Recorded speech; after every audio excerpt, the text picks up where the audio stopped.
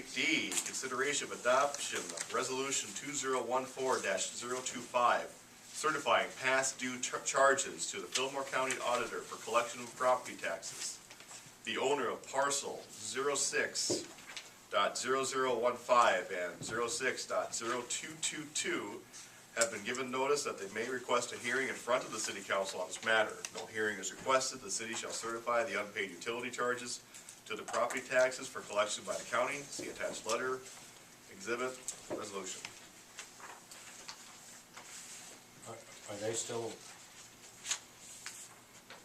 using the utilities now? Yes. One of the homes is going back to the bank. This way it gets onto the tax rolls, it's a lien against the property, so whoever takes it over will get paid for the utilities now.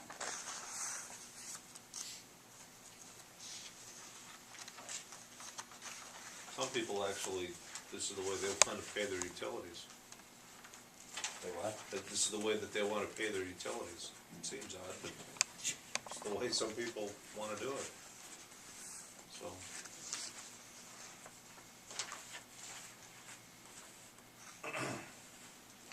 The 6-month one, of course, is always a little bit of a concern with the length of time. But just so you know, it gets to a certain point in the winter, and the winter rules kick in. There's nothing we can't shut it off. Kathy, I think we're gonna check the address on that one, that one, because it's different on the letter. There is a deal saying you can't shut it off in the winter time. Some of the utilities, yes, if it's for heat and all. Yeah. On the letter? On the letter, it's different. It's High Street, right? Oh. So Yeah, it is, okay.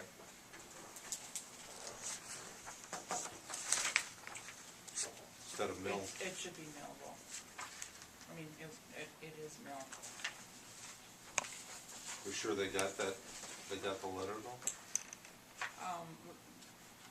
The property owner doesn't live there anymore anyway. Oh. That's the one that's going back to the bank. Okay. So the summary sheet here is correct, the letter was off. Right, because in the subject part of the letter, it was right.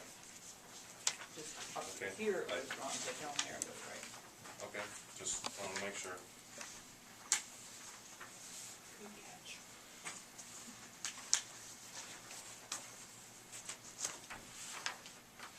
Any questions? I'll move to approve. Motion by Mr. Hansi, second by Mr. Dahl. Any questions or comments?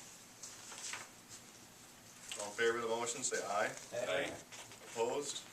Motion passes, thank you. 8E, consideration of taking action and completing appropriate documentation on the recommendation of the Economic Development Authority, EDA, regarding several flood recovery loans. The following list represents the documentation that the 5-year term has been met. The first 75% forgivable installments, $100,000, has been applied, and the second installment of the 20% forgivable amount shall now be forgiven, with the remaining balance to be forgiven in equal installments until said balance is at zero, at which time the collateral assignments applied to property affected may be removed.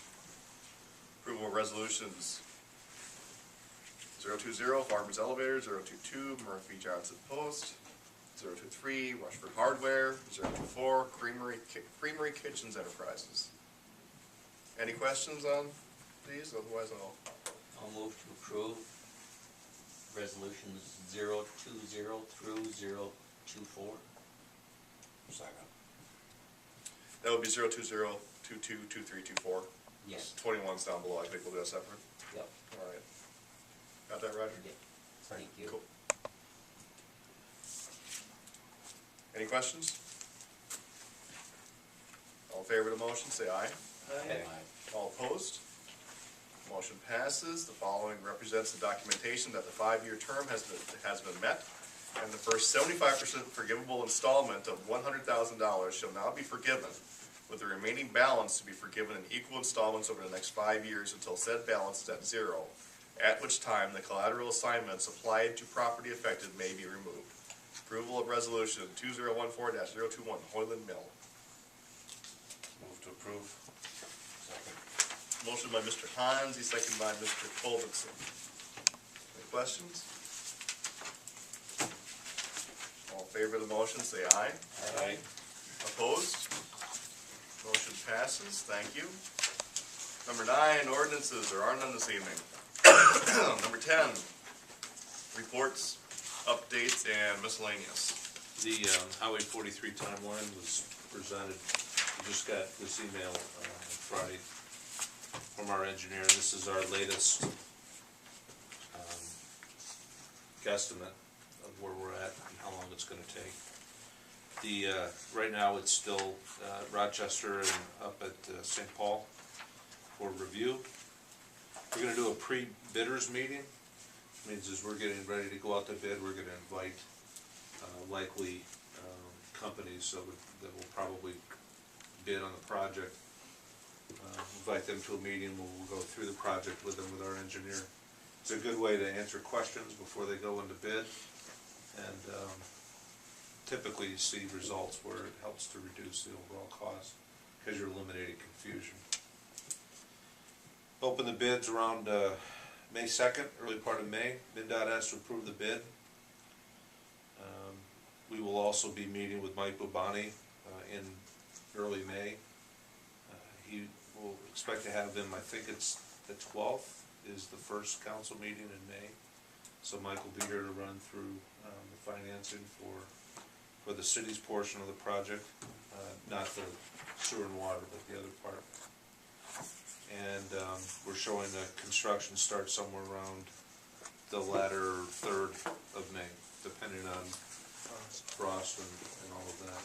We have done we've got an updated cost estimate from the engineer, and we're still, according to him, when you remove the sewer and the water from the project, we're close, but we're still under that amount that we were concerned about if we run into bonding ability. So we'll have to see how the bids come, but we're going to do everything we can to get them in as low as possible.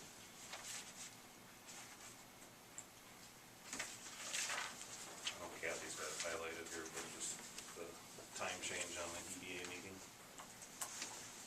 The next one. 4:30? Yep. Joyce asked for that because it's whatever, Yeah, well, Easter, something or other. yeah. Oh. All right, And then also, we're starting to pull together information to present to council on the water bill.